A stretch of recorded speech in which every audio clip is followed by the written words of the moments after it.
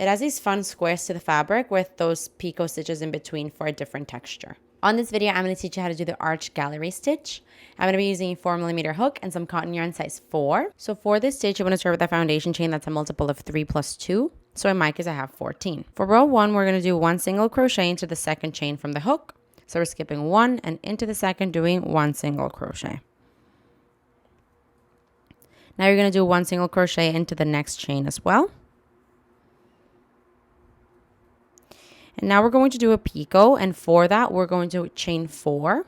So 1, 2, 3, and 4. And now we're going to work a slip stitch on top of the single crochet that we just made. So right before we did the 4 chains, the top of that single crochet, into there we want to do a slip stitch to create a picot on top of the stitch basically.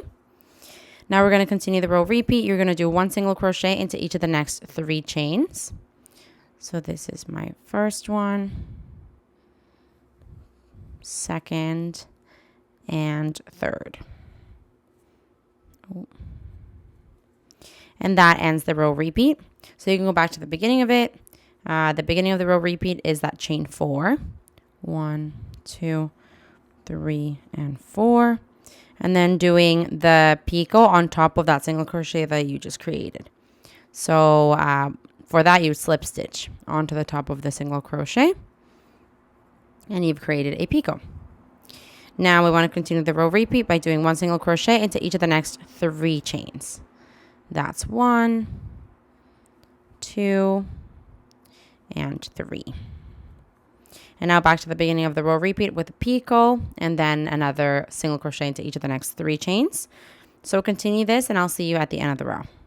Okay, so at the end of the row, you're going to be left with only 2 chains. So to finish this row, you just want to do 1 single crochet into each of those chains.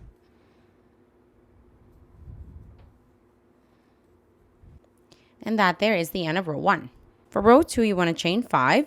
1, 2, 3, 4, 5. And flip your work. This chain 5 counts as a double crochet and a chain 2, by the way. So we're going to be skipping the first single crochet and then the second, which is the one with the picot, and into the next one doing a double crochet.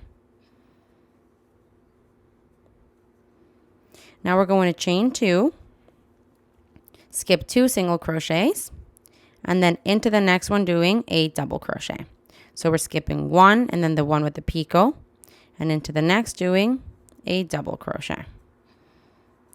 And that's the row repeat. We're going to chain 2, skip 2, and into the next do a double crochet.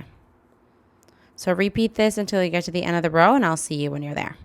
So at the end of the row, you're going to be left with 1 stitch, and into that stitch, you're going to be doing a double crochet.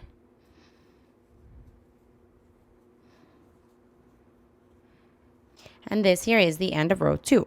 For row 3, you want to chain 1 and flip your work.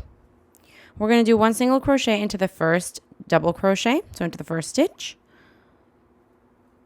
Okay, so at the end of the row here, you're going to be left off with the chain 5 from the previous row. So into there, you're going to do 1 single crochet, a picot, so chain 4, then slip stitch on top of that stitch you just made. And your very last single crochet, you're actually going to do it into the third of the chain 5, sorry. So we're going to find that third chain, 1, 2, and 3. Into the third chain, we do our final single crochet. And that there is the end of row 3. So moving forward, you just want to repeat rows 2 and 3 back and forth until you have the desired length of your work or a finished swatch. This is very simple, but really beautiful. It has these fun little squares to the fabric with those picot stitches in between for a different texture. Very cute, easy repetition to follow. Hey, while you're at it, why don't you just subscribe to my channel? Just do it. Just do it.